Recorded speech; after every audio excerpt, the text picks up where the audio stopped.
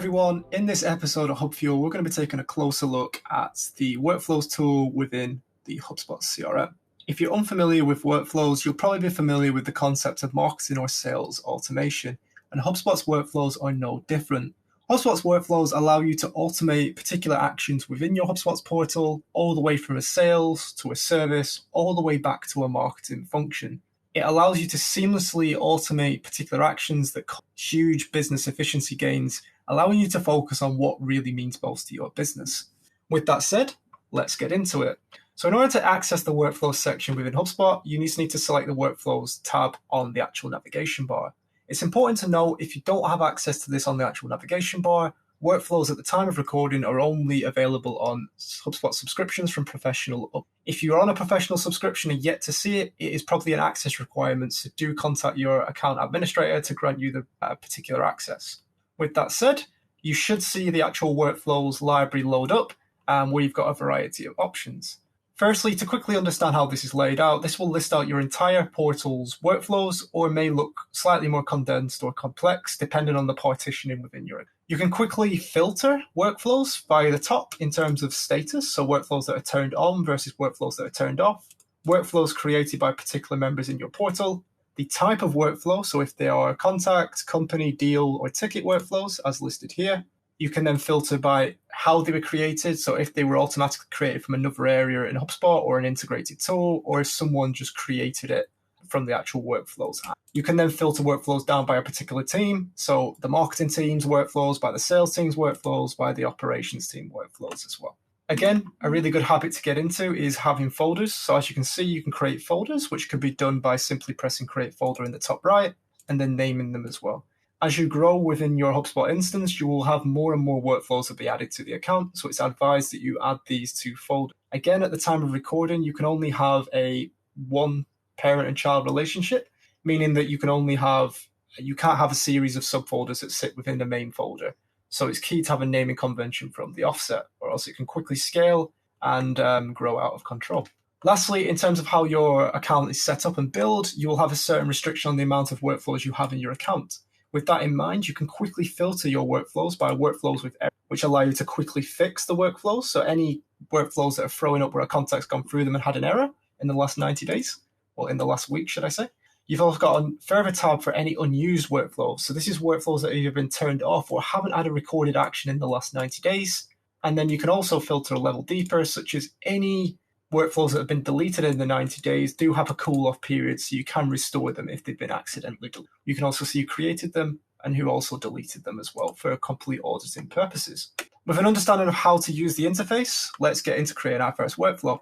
If we head over into the top right, we can then create a workflow. Along the left, it's going to ask us what type of workflow we want to create. These workflows typically correspond to the different objects within HubSpot, such as a contact-based workflow, a company, a deal, a ticket, quotes, conversations, etc. If you're on Enterprise and you've created custom objects, such as our HubFuel video on custom objects, you can then create workflows based on the data you collect in those customized areas of HubSpot. So if we've got custom objects in terms of cars, conversions, investors, we can create workflows on the back of those as well, similar to how we can use the standard objects for workflows as well. Like anything in HubSpot, you get a variety of templates that you can actually use out of the box to quickly get started with building this out. If we head over to the right-hand side, it's going to ask you for the type of workflow you want to create.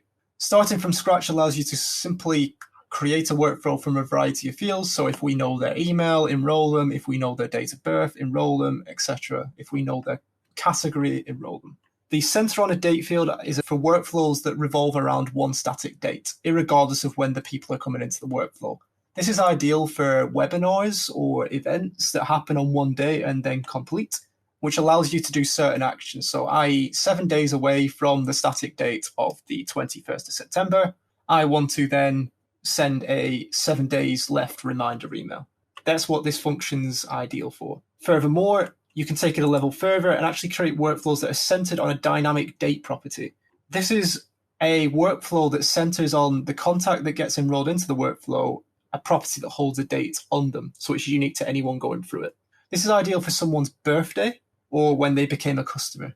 So for example, we may want to say 90 days away from someone's renewal date, which is going to be unique for anyone's use case. we want to start a series of reminder emails in the renewal workflow. Or similarly, we may want to 1 week away from someone's birthday, then enroll them and do a series of actions on the back of it. And we can then select that from the portal that we base it on. In this case, we're going to press start from scratch, and we're just going to press next. This will then take us into the skeleton workflow builder, which hopefully is very easy to use.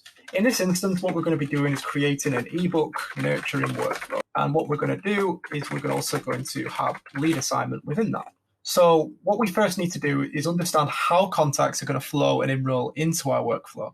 So in order to do that, we want to set the enrollment trigger. So based on that, we want to base it on a form submit. And we then want to select our ebook form, such as so.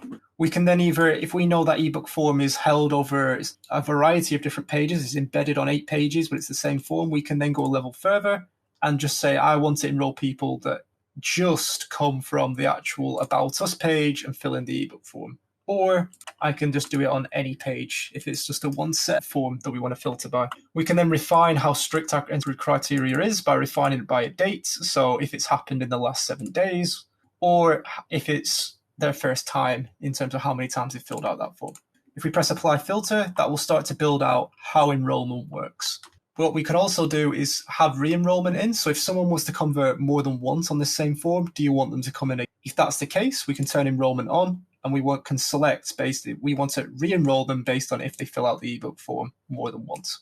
In this case, we won't want to do that because we're going to be doing lead assignment. So once you're happy with the criteria, just press save, and it will save it on the skeleton. What we can then do is we can then press the plus, which opens up the builder, which has a variety of different actions, all the way from time delay to different workflow movements and data formatting, to conditional checks, to internal communication, to external communication, to lead assignment, to productivity, to list management, to ads management, to also property management as well. Because we're doing a lead assignment, what I'm going to want to do is I want to delay it a couple of minutes. So I want to delay it 4 minutes from when they fill in the form. And I want to add in a step, which basically say I want to do a conditional check. So if they fill in the ebook form, I then want to check if they are an opportunity or a customer, because if I am doing a check on that, I don't want to be assigning the lead to another sales rep if they're already in discussion with one. So I may then want to check basically if the contact property, lifecycle stage, any of opportunity, customer, or evangelist apply. I want it to team remains the same. So assign to the growth team. And if they're not an opportunity or a customer or evangelist, I want to assign to the business team. I press save. See, now it's after 4 minutes, it's going to do a conditional check. And then we can start doing actions in a much more less linear way, meaning that everybody has a unique experience through this workflow. So if someone is not an opportunity customer evangelist, I essentially want to lead assign them. So subject to your hub and your HubSpot subscription, you'll have certain functionality. And in this case, we're going to be rotating the record from the old. So we want to rotate the contact owner, and we want to assign it to a team, and I want it to do a round robin around the sales team. And I do want to overwrite it if the contact has an existing owner, because I want to move it along the journey. If the customer is already an opportunity customer, if the prospect's already an opportunity customer evangelist, I don't want to do a round robin because I want it to remain the same because it'll be assigned to their actual account owner. In this case, what we can then do is we could then send an internal email to the actual new team. So we can then send it to the contact owner with a subject such as you have a new. We can then start notifying via email as well, meaning that workflows can be used for a variety of communication benefits as well as productivity benefits as well. So I'm going to put, hey, contact owner, which will be the internal employee. You have a new lead. And then we can also dynamically put the contact that's going through this workflow's CRM values, meaning that we only have to once create this email, but everyone going through it will have a dynamic experience, meaning it will change depending on what the first name or last name is of the contact going through the actual CRM. Top tip is when you are creating workflows, creating personalized features, try and standardize the fields and data that you ask for, meaning it's a lot more easier and less chance that people won't have these values. So I'm going to keep it really simple, and I want to also include their email address. So I'm pulling all this from the contact record, and I want to pull in their email as well. I can then press good luck, and I can press save, and you can see it starts to build out the overall track of this workflow. What I then may want to do is I can then do productivity. So I can then create a task. So I could do follow up with the actual lead. So first name and then last name. The due date is 1 day from the task creation at 5 o'clock. And I may want to do a reminder the same day, but then at the end of the day. So they've got 24 hours to actually action the task pretty much. You can then put notes in with further contact records in terms of tokens, in terms of personalizing it. You can select the type of task it is in terms of email task to do. So in this case, it's going to be a call, which I can then use for reporting. I can add it to a task queue. So if it's a certain type of task, I can add a priority, and I want to assign it dynamically to the existing owner. But similarly, I can assign it to a specific user, such as someone who may just handle following up with prospects and not the overall owner. If I then press save, we can then actually set that out. And you can start to see how the workflow is building out in terms of the logic as well. What you can also do is if you know you want to do the same action, but on this side, we can then actually clone this action and place it there as well. Because ultimately, it's very much the same. If someone fills in the actual form, and even if they are a customer or opportunity, I still want the contact owner to follow up with them as well based on the ebook. But I can start creating conditional flows with the workflows based on the actions they want. If you take anything away from this, it's understanding the vast variety of options that you have, such as managing email subscriptions, managing certain properties, so setting property values on the back of a workflow, adding to lists, creating records. Overall, you can use this for basically external communication, you can use this for internal communication, you can use this for productivity gains as well. And subject to your HubSpot instance, you can then customize this further in the form of actually connecting integrations or apps. So HubSpot's ecosystem allows you to seamlessly integrate with a variety of apps. So whilst you can do a variety of actions out of the box with HubSpot, you can also connect other apps which allow you to manage and use workflows in different ways.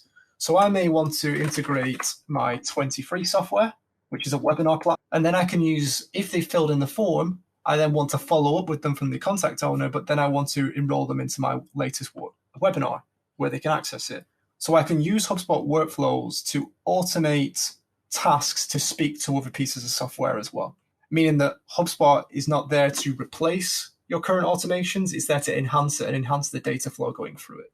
Again, you can integrate a seamless amount of apps. So like I just said, in 23 in terms of a webinar platform, all the way to finance in terms of DocuSign, all the way to actually service teams in the form of Jira as well.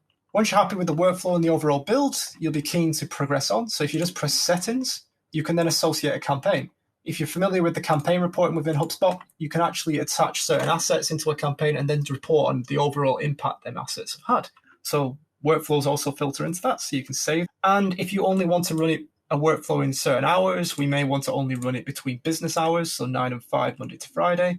I can press save, and it will save it out here. And then I can customize that further in terms of certain days. It only runs from certain times.